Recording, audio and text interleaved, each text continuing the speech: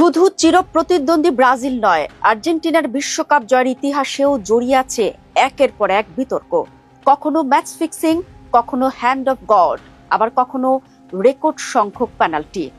Messi ম্যারাডোনাদের তিনটি বিশ্বকাপ জয় যেমন কোটি ভক্তকে আনন্দের সাগরে ভাসিয়েছে, ঠিক তেমনি এই ট্রফিগুলির পেছনে লেপ্টে আছে কুখ্যাত সব ষড়যন্ত্র তত্ত্ব। চলুন ঢুকে পড়ি আর্জেন্টিনা ফুটবলের সেই বিতর্কিত ইতিহাসের অন্দরমহলে।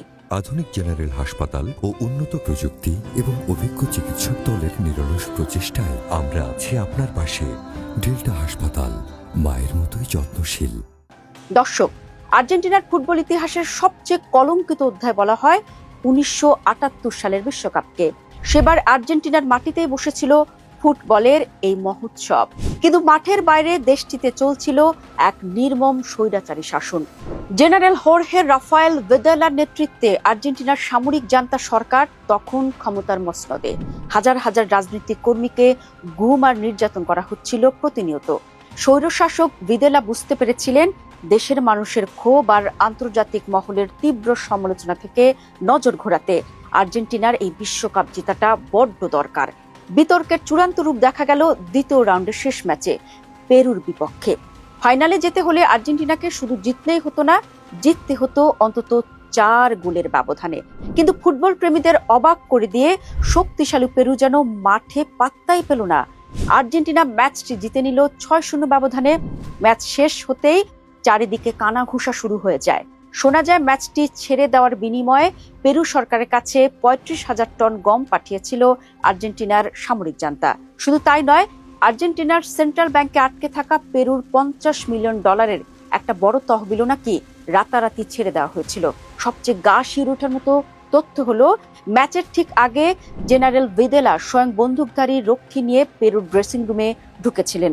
শেষ পর্যন্ত ফাইনালে নেদারল্যান্ডসকে হারিয়ে সে বিশ্বকাপ জিতে নিয়েছিল আর্জেন্টিনা। তবে ফুটবল ইতিহাসের অন্যতম সেরা দলটির প্রথম বিশ্বকাপ জয় তাই আজও এক বিশাল রাজনৈতিক কালিমায় লেপ্টে আছে। দর্শক, 1978 সালের বিতর্ক যদি হয় নিষ্ঠুর রাজনীতির, তবে 1986 সালের বিতর্কটি আদ্যপান্ত এক খ্যাপাটি প্রতিশোধের। 1982 সালে ফকল্যান্ড দ্বীপপুঞ্জ নিয়ে যুক্তরাজ্য আর আর্জেন্টিনার মধ্যে একটা রক্তক্ষয়ী যুদ্ধ হয়েছিল, যাতে আর্জেন্টিনা নির্মমভাবে হেরে যায়। এই পরাজয়ের ক্ষত আর্জেন্টাইনদের বুকে দগদগে ক্ষত হয়ে গিয়েছিল। ঠিক 4 বছর পর 1986 মেক্সিকো বিশ্বকাপের কোয়ার্টার ফাইনালে মুখোমুখি হয় এই দুই দেশ। ম্যাচটি আর কেবল ফুটবল রইল না, রূপ নিল এক যুদ্ধক্ষেত্রের। আর সেই যুদ্ধক্ষেত্রের প্রধান সেনাপতি ছিলেন দিয়েগো ম্যারাডোনা। ম্যাচের 51 মিনিটে যখন ম্যারাডোনা লাফিয়ে উঠে ইংল্যান্ডের গোলরক্ষককে পরাস্ত করলেন, তখন সারা বিশ্ব দেখল এক অবিশ্বাস্য কাণ্ড। বলটি ম্যারাডোনার মাথা নয়, বরং তার হাত ছুঁয়ে জালে জড়ালো। ইংলিশ খেলোয়াড়রা রেফারির কাছে হ্যান্ড বলের আকুতি জানালেন, কিন্তু রেফারি সেটা দেখতেই পাননি।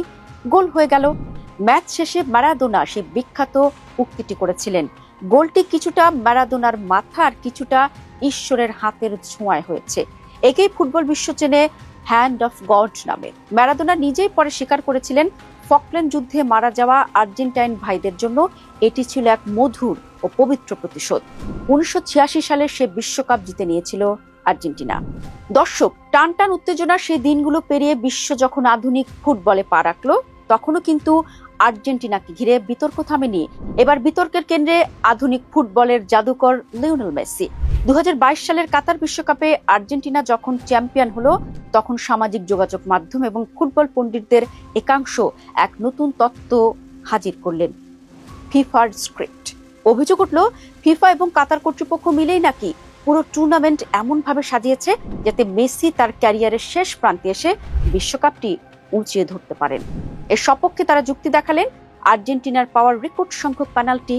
প্রতিপক্ষ দলগুলির সমর্থকদের দাবি, রেফারিরা আর্জেন্টিনার ডি বক্সের ভেতর সামান্য ছোঁয়াতেই পেনাল্টি দিয়ে দিচ্ছিলেন। এমনকি 2026 সালের চলতি বিশ্বকাপেও এই বিতর্কের রেশ কাটেনি। আলজেরিয়ার বিপক্ষে ম্যাচে লিওনেল মেসি প্রতিপক্ষের এক ডিফেন্ডারকে ফাউল করার পরও যখন রেফারি বা VAR তাকে কোনো কার্ড দেখালো না, তখন আবারও চারদিকে রব উঠল। সমালোচকদের দাবি, ফুটবলের বাণিজ্যিক বাজার টিকিয়ে রাখতে, স্পন্সরদের খুশি রাখতে এবং বড় তারকাদের টুর্নামেন্টে বাঁচিয়ে রাখতে ফিফা এবং রেফারিরা আর্জেন্টিনাকে সব সময় একটু বাড়তি সুবিধা দিয়ে থাকে। দর্শক, ফুটবলকে বলা হয় দ্য বিউটিফুল গেম, কিন্তু আর্জেন্টিনার এই দীর্ঘ ফুটবল যাত্রার দিকে তাকালে বোঝা যায় এই সৌন্দর্যের আড়ালে প্রায়শই জড়িয়ে থাকে রাজনীতি আর ক্ষমতার খেলা। দিন শেষে মাঠের ট্রফিটাই হয়তো ইতিহাসের পাতায় সোনালী অক্ষরে লেখা থাকে, কিন্তু এই বিতর্কের গল্পগুলো চলতে থাকবে অনন্তকাল।